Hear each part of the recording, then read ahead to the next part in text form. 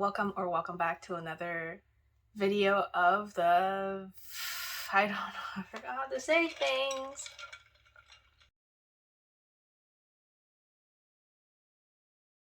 Hi everyone, I'm Ying Ying and welcome back to the Noodle Kids Knitting Podcast.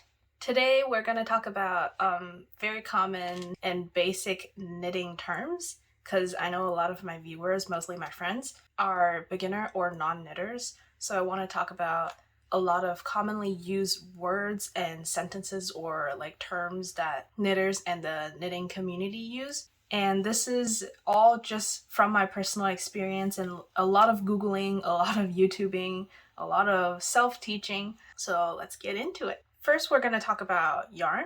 And I want to start with talking about yarn weight. Yarn weight just means the thickness of the yarn. Generally, there is 0 to 7 when talking about yarn weight, and there's different names when talking about these numbers as well. The most common and the terms that I personally use are 0 for lace weight, 1 for fingering, 2 for sport, 3 for DK or double knitting, 4 for worsted or aran, and there's slight differences in worsted and aran, but it's considered in the same category, 5 for bulky, 6 for super bulky, and 7 for jumbo. So I have some examples of yarn here that I can show you. This yarn from J'adore Fiber, it's their, what is it called? Well, I don't know. I think it's the sunflower colorway, I don't remember, but this one is a fingering weight. This style of yarn is called a hank. A lot of indie dyers use it, and you'll have to wind it into a ball, which will look like this. But yeah, this is a fingering weight, and usually when it comes in 100 grams, it's around 400 to 450 yards. I use yards because it's the first measurement that I encountered when I started learning about yarn weight and how to calculate the amount of yarn you need for a garment, let's say. Another example is this one. And this is the Impeccable yarn from Michaels. It's the colorway... Can't find it. It's the colorway Smoke. This is a classic example of the worsted weight yarn, and it's one of the yarn that people would recommend when you're first started knitting because it's not too thin, but it's not too chunky. So it'll be easy to knit up and you can finish your project fast. And at the beginning of starting a craft, a lot of people would really want to see the finished project because that is very exciting. Like you finish your garment or you finish a scarf or you finish a hat and you want to wear it. And when it takes too long, it can get frustrated and you don't want to finish the project anymore, hence taking away the fun of learning a new craft and making something by hand. So next, I would like to talk about needles. There are several kinds of needles that you can get and several material as well. And a lot of times you see people knitting and they start knitting, they would start by using straight needles, like these. These are chunky straight needles, 15 millimeter for a really chunky project with yarn like this that I talked about last time, the Wool and the Gang Crazy Sexy Wool.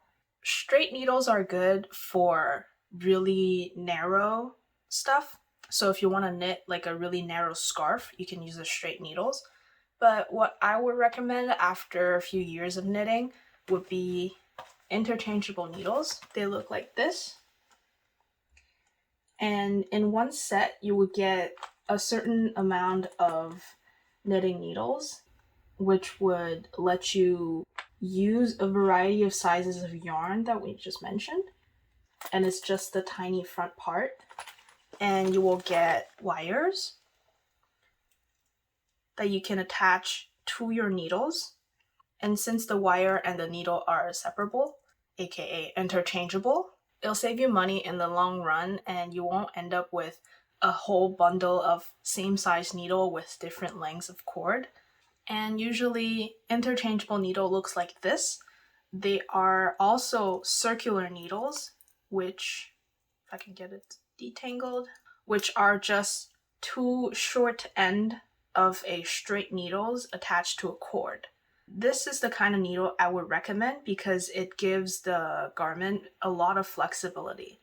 It also allows you to knit in the round, so you don't have to seam at the end, like attach the two pieces together. Say you have a normal shirt, you have like a seam here, and you have a seam like underarm here and on your body. Knitting in the round will help you avoid doing that because it's a very long process and a very tedious process. A lot of knitters really dislike seaming. That's why they'll go for interchangeable needles or circular needles to avoid that process. And a lot of patterns also are made to knit from top down for A, avoiding seaming, and B, you can adjust the length according to personal preferences. There are also really short needles like this. They're usually a little longer and they have two ends. These two ends look the same. They're called double pointed needles and usually come in a set of 4 or 5 or even 6. I don't know, usually 5. And a lot of people use double pointed needle also to knit a very small circumference like sleeves, socks, neck. It's really up to personal preferences because there are also short circular needle, like the cord are very short, or just like fixed circular needle that is small circumference. But sometimes the needles are shorter, so people tend to get cramps or muscle pain in their hand, so they would prefer using double pointed needle instead of small circumference. But there's also another technique called the magic loop. You can look it up on YouTube. There's several good tutorial out there. It allows you to knit small circumference with a very long interchangeable or circular needle. So you don't need to use double pointed needles for it, because using double pointed needles, meaning using 4 or 5 needles at the same time, and sometimes it could be very fiddly if you're beginner and the knitting process is still very unfamiliar to you. It could be a hard technique to get into. Knitting needles also come in different materials. The most common material you would see is metal or wood. In the metal needles, you would see a lot of aluminum needles. I'm not sure if there's any brass needles, but that would be a lot more heavier, but the most common would be aluminum. In the wood needles, you would see needles made of bamboo, driftwood, another kind of more expensive wood. And the most common and affordable would be bamboo. Finally, we're going to talk about knitting stitches. So I have a swatch here. This is a swatch that's called stockinette. So on the right side, which is the side that you would want to show to people and put on the outside of your garment, is a knit stitch. And on the wrong side, which is the inside of your garment, would be a purl stitch. So as you can see, a knit stitch is like those classic arrow shape that you would see in a lot of garment. Doesn't matter if it's handmade, machine made, big corporation sweaters. A lot of them has this pattern, and this is a knit stitch. And on the inside, which is a purl stitch, you would see is more like a horizontal squiggly pattern, and that's a purl stitch. With just knit and purl, you can make a lot of different designs. And if you add something like knit two together, which is 1 stitch decrease, or make one, which is 1 stitch increase, you can start making a lot of garment like sweater, cardigan, socks, hats. A lot of different types of garment are just made with knit, purl, or not even purl sometimes, because if you find a garment that's knit only in the round, you only do knit stitch the whole time. So you'd be able to do a lot with just knit, purl, increase, and decrease stitches. Also cast on and bind off, which is starting a knitting piece and finishing a knitting piece. Guys, look, my cat. Bye. I also wanted to talk about knitting swatches. So when you first start knitting, you would learn the basic stitches, and then you would probably want to get into some patterns to teach you how to do basic sweaters, basic cardigans, even shorts, socks, hats, scarf, whatever you want. And usually patterns would come with a thing called gauge swatch, knitting tension. This is kind of like a measurement unit. What are you doing, cat? You can't get into the closet. Since a pattern designer would knit differently than you, me, or any other person, they would need a base of how they knit for you to match how they knit. And then you will be able to follow their pattern and make the correct sizes. Usually knitting swatches are 10 centimeters by 10 centimeters, which is 4 inches by 4 inches. And it's to determine how many stitches you knit in 10 centimeters or 4 inches. You would need to match the same amount of stitches in order to follow a pattern. If you knit too many stitches in the same 10 centimeters than the pattern designer, your finished garment would be way too small, and vice versa. Any discrepancy would end up resulting in your garment being too small or too big. So you would really want to match your swatch to their gauge swatch, and it's very important to block it after you knit it, because sometimes knitted fabric can bunch up depending on the pattern that you were knitting. Most times patterns will call for a stockinette swatch, but sometimes pattern would call for a gauge in pattern, which is an example of this. This was for my nomad hood. It's a half fisherman's rib swatch, and it looks different both sides.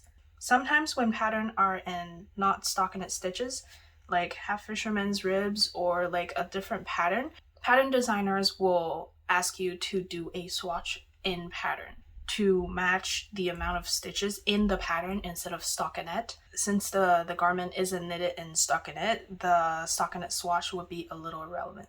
I used to really hate swatching because I feel like that's kind of just a waste of time. But I have learned to actually love swatching because I have been getting a lot of indie yarns, and it just show you how beautiful the yarn is, and you see it in like a tiny swatch, because I don't like doing actual full 10 centimeter to 10 centimeter swatches. That takes a lot of time. But a tiny swatch like this that can show you 1 to 2 inches, like 5 centimeters, should be fine. And make sure you do knit a certain rows as well. A lot of times patterns would give you a gauge of stitches and row. Most patterns that I encounter now, the rows don't really matter because they will tell you to knit to certain centimeters, certain inches. So say if you're knitting sleeves, they would say knit sleeves and then decrease on every 10th row, say, and then till desired length, or say 30 centimeters. A lot of patterns, I think a few years back, use row more, and now it's about the actual length, or according to personal preferences, because row gauge is very hard to match. Sometimes you will match the stitch gauge, but you wouldn't match the row gauge. And no matter how you change your needles, because if your swatch doesn't match, you would have to upsize or downsize a needle. Well, this video is a very scatterbrained overload on information video. If you have any more questions, let me know down below. I'll do my best to answer. So I hope this is helpful and that you could understand better in my future videos, because I know a lot of my friends aren't really knitters, or they're just very beginners, so they might not understand what I'm saying. So I hope this is helpful, and I hope you like it, and I'll see you guys next time. Bye!